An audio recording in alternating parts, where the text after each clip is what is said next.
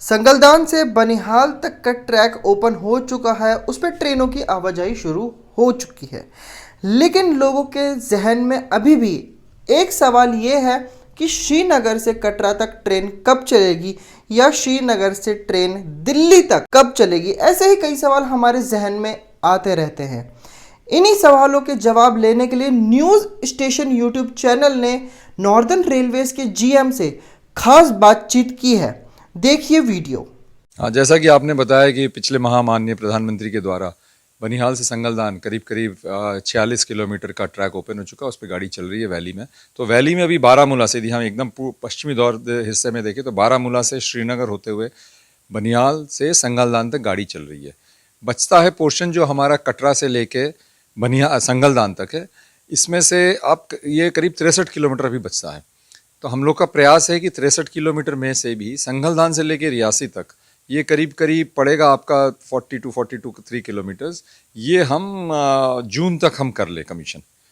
फिर आखिरी में एक ही ब्लॉक सेक्शन बचेगा करीब 17 किलोमीटर का, जो कि कटरा से रियासी है, जिसमें कि T1 टनल आता है, जिसका कि आप अच्छे भली भांति जानते हैं कि T1 टनल में काफ़ी जियोलॉजिकल चैलेंजेस थे, इसलिए काम रुक के हुआ, आराम से धीरे धीरे करके हुआ, जिससे कि सेफ्टी के हिसाब से कोई दिक्कत ना हो और हमारे जनहानि ना हो, माल का, हमारे स्टाफ का, कर्मचारियों का कोई नुकसान ना हो।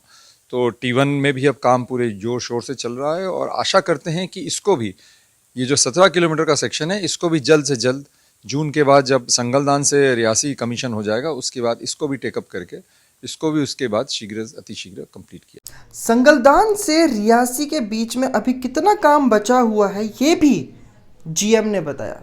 देखिए, संगलदान से रियासी के बीच में यदि हम देखें तो वो जो T13 और 14 टनल है सावलकोट यार्ड में, वहाँ पे थोड़ा काम बाकी है और एक बीच में ब्रिज है, तो उस पर भी काम पूरा चल रहा है। और हमने अभी टारगेट किया है कि मई के महीने में जो हमारा उसका सेफ्टी का कमिश्नर और रेलवे सेफ्टी के द्वारा जो कंपलसरी स्टैट्यूटरी निरीक्षण होता है उसको कर ले, और उसके होने के बाद ही हम उसमें गाड़ियाँ चला सकते हैं। तो अभी हमारा वो उस पर जो काम थोड़ा बहुत बचा था वो काम पूरा कर लिया जा रहा है, क्योंकि उसमें भी बीच में T14 और T13 टनल में भी जियोलॉजिकल चैलेंजेस थे। पिछले साल बारिश के समय वहाँ पे काफ़ी स्लीपेजेस हुए थे, तो हमको काम रोक के करेक्टिव एक्शन लेना पड़ा, करेक्टिव स्टेप्स लेना पड़ा।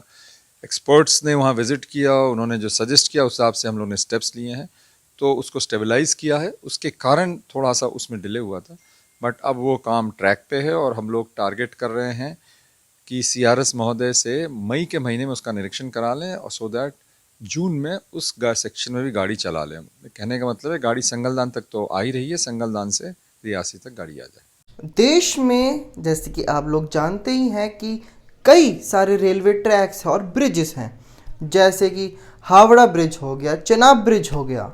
और चेनाब ब्रिज तो देश का सबसे ऊंचा, या मैं बोलूँ विश्व का सबसे ऊंचा रेलवे ट्रैक ब्रिज है। चेनाब ब्रिज को लेकर भी जीएम ने कई जानकारियां साझा की हैं। चेनाब ब्रिज पे पूरी तरह से काम हो चुका है। काम यदि आप इस सेक्शन में देखते हैं जो कटरा रियासी के बीच में है, तो उसमें मेन काम हमारा T1 टनल में ही, T1 टनल में भी पूरा नहीं, T1 जैसे कि आप जानते हैं 3 किलोमीटर लंबा टनल है, उसमें भी करीब करीब 1 किलोमीटर पोर्शन में ही मेन काम बाकी है, जहाँ पे लास्ट में एक्सकवेशन हुआ था। बाकी टनल के अंदर भी काफ़ी काम हो चुका है। अब जो पोर्शन बाकी है जिसका लास्ट में एक्सकवेशन होकर किया था, उसमें लाइनिंग बेंचिंग का काम चालू है, और बाकी के भी फिर जो BLT का बैलास्ट ट्रैक बिछाने का काम होगा वो सब उसके बाद किया जाएगा। अब हम चेनाब ब्रिज की बात कर रहे हैं तो हम अंजी ब्रिज कैसे भूल सकते हैं। अंजी ब्रिज देश का पहला ऐसा ब्रिज है जो कि केबलों पे है। ट्रेन जब गुजरेगी तो केबल वाले ब्रिज पे से गुजरेगी। अंजी ब्रिज को लेकर क्या अपडेट्स दिए जीएम ने, आइए सुनते हैं। हाँ, उस पर भी ट्रैक बिछाया जा चुका है, उस पर ट्रैक बिछा चुका है। वो गिट्टी वाली ब्रिज है, उस पर ट्रैक भी बिछ चुका है, और उस पर सब अभी उसकी बाकी पूरी स्टेबलाइजेशन और टेस्टिंग हो रही है। पीएम की बातों से अब साफ साफ लग रहा है कि अब कश्मीर जाना आसान हो गया है। इसी साल हम कश्मीर पहुंच सकते हैं।